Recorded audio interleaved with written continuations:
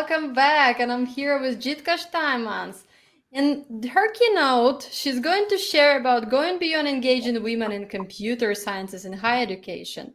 She's a strategic, commercially minded, agile leader and a reliable partner for people in international corporations undergoing change, currently working as a managing director in Germany at DXC Luxoft. It's my pleasure to have you here with us, Jitka.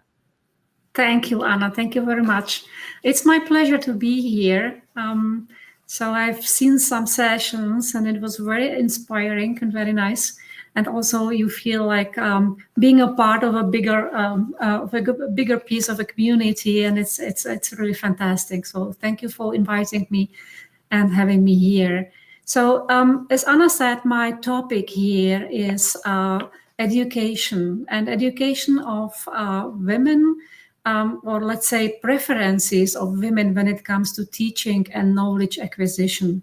And not to be only purely theoretical, I will also make an example of a lesson, one held during my studies at a technical university in Munich, and the other one showing how I would have wished that the topic was presented to me back then. So you ready? Let's go ahead. The gender gap in computer science has been closing for the last 20 years, with record numbers of girls obtaining academic qualifications in computer science, such as the General Certificate of Secondary Education in the UK. This is an incredible change and a result of countless efforts to inspire, encourage, educate, advise, fund, and enable girls to graduate in STEM or computer science in particular, and to pursue careers in these disciplines.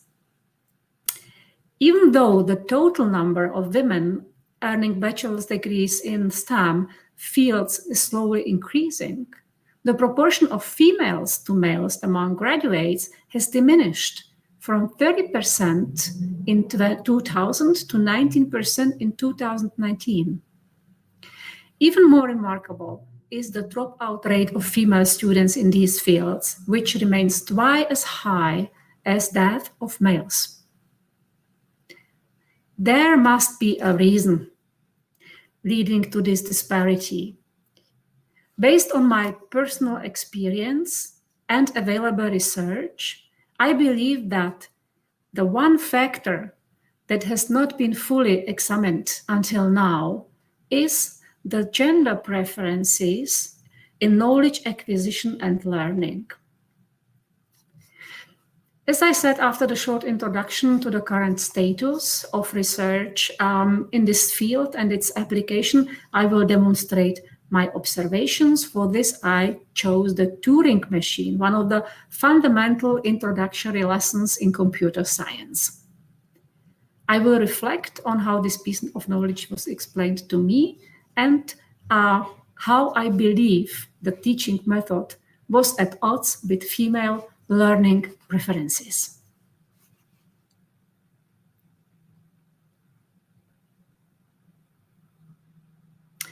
In the past, the approach to closing the gender gap in computing was set predominantly based on the following: getting girls interested in computing young and early, feeling safe and secure and having fun computing, breaking societal gender stereotypes when raising girls, female mentoring or role modeling, and also, for example, empowering girls to pursue computing careers as an option to improve their family's welfare.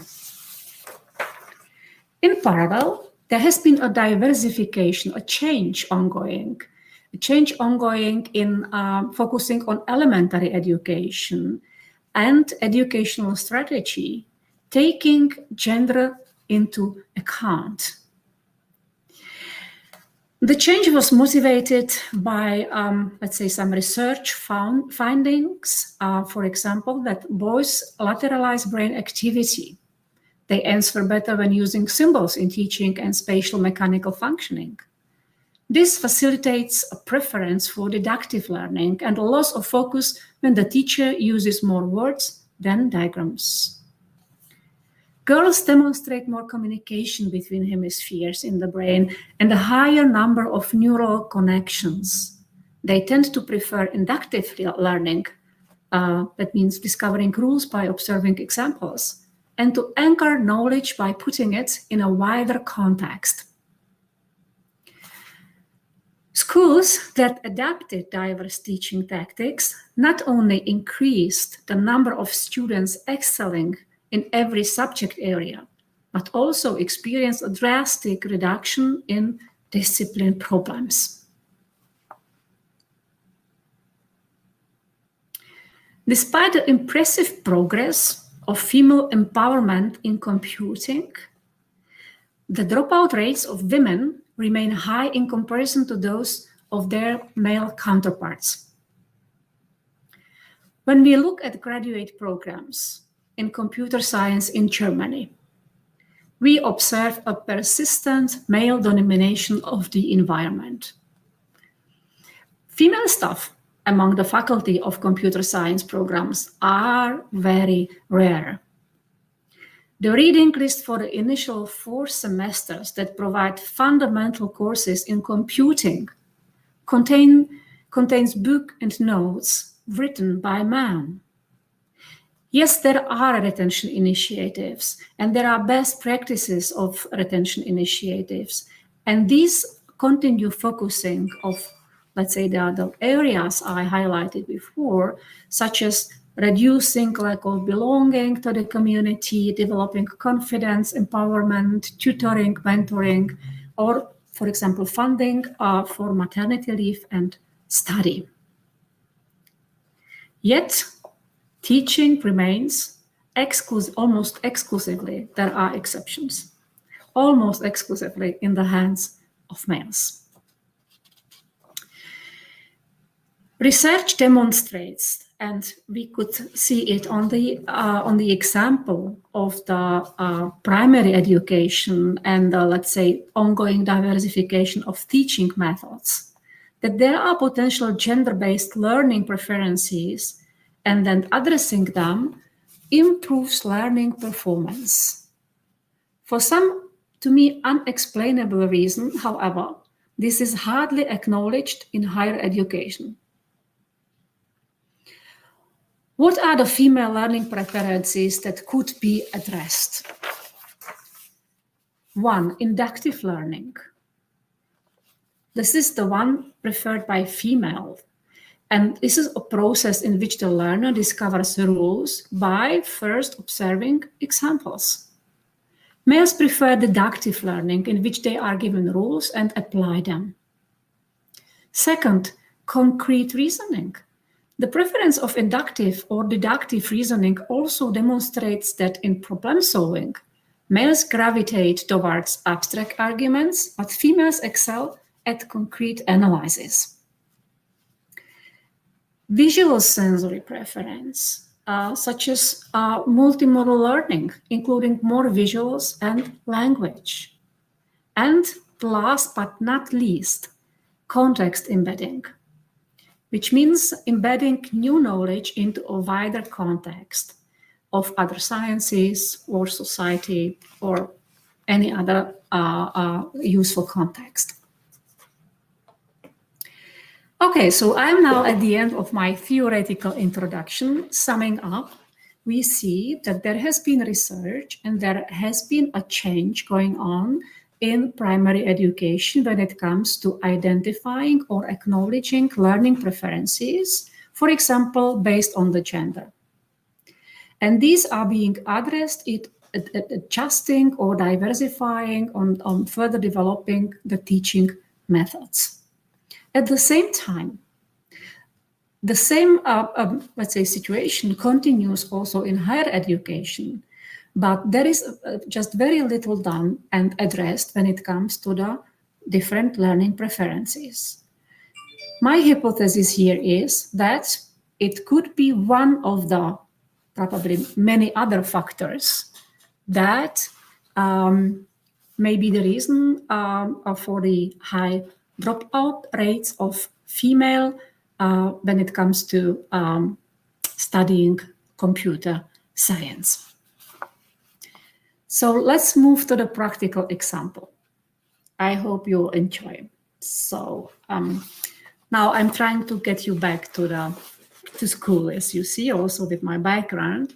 When I started studying computer science at the Technical University in Munich, it was in 2001. So it has been 20 years, so things have changed. But still, back then, I was one of 10 female students in a group of 500 freshmen.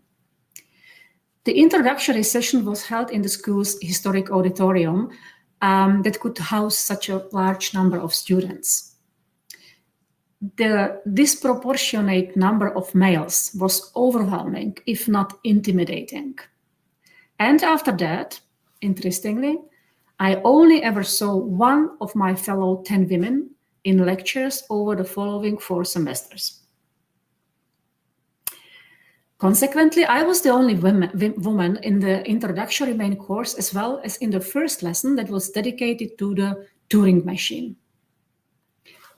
There were 2 lecturers, 2 guys, and they taught us follows. The Turing Machine is basically a general example of a CPU. It consists of an infinite length tape divided into cells and a head that can read and write onto the tape and move left or right. The machine stops when it reaches its final state. The state changes as indicated by a set of instructions. So the machine performs those instructions when it is in a specific state. This is a very simple machine that can perform any computer algorithm. The boys' faces were blank. I felt like I was drawing an abstraction and that I lacked some extensive previous knowledge needed to follow the lesson. I had many questions, but I didn't dare be the only one to raise my hand. So the lecturer continued. The program can also be represented with a state diagram, as in the following example. Each transition from A to B is labeled as A to BL. When in the current state A is the symbol A, then the machine goes to the state B and overwrites the symbol A with B. When in state Q0, or state A, as here in the picture, the symbol at the head is empty. It will be overwritten with 0 and the tape moves to the right. A Turing machine can be formally defined as, you see here this description, by a finite set of states,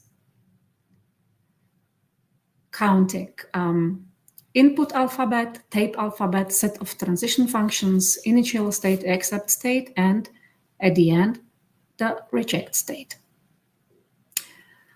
Well, my confusion was increasing.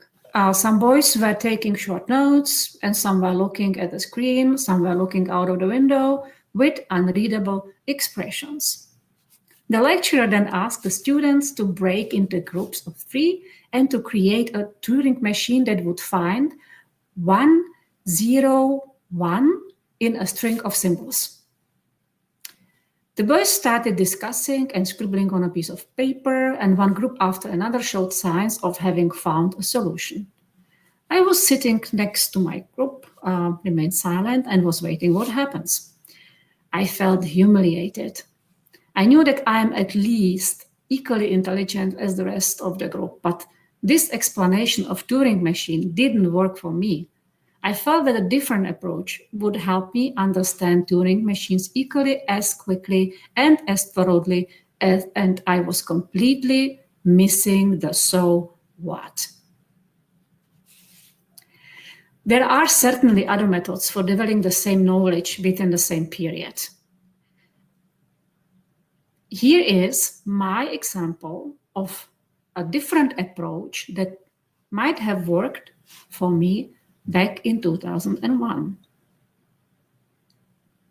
Let's start with a picture. A Turing machine is a machine that consists of a head that can read and write and a tape with symbols on it. The tape moves The head can read the symbols on it.